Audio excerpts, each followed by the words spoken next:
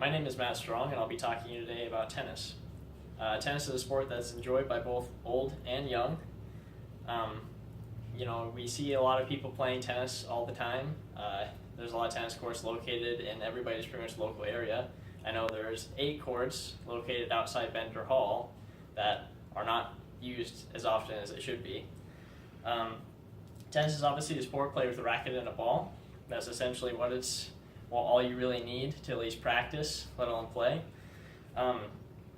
In tennis, there are both singles and doubles. Singles is played with individuals, one person against another person, and then doubles are played with 2 people versus 2 other people.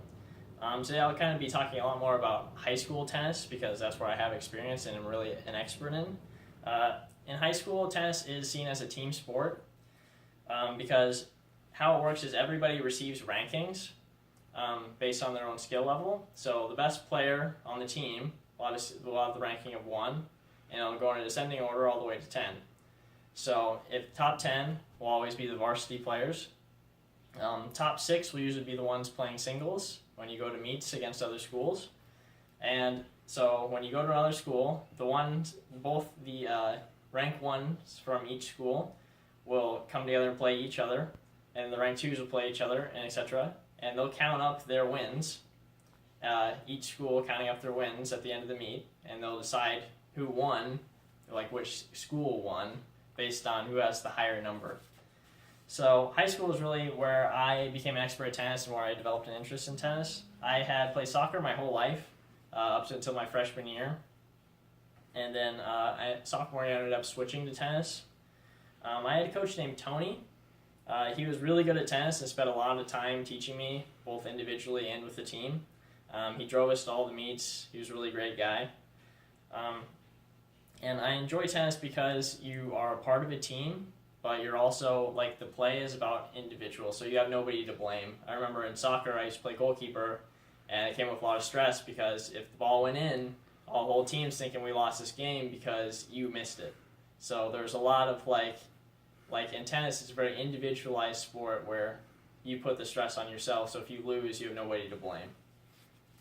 I switched to tennis originally because I was naturally good at it.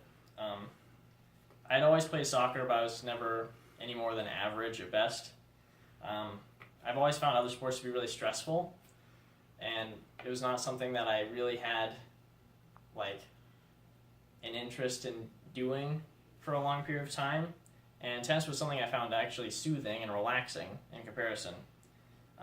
Tennis has a lot less to do with specific strength, speed, endurance. Those are kind of things that are prevalent in all sports, but it has a lot more to do with finer tuned things like technique and hand-eye coordination.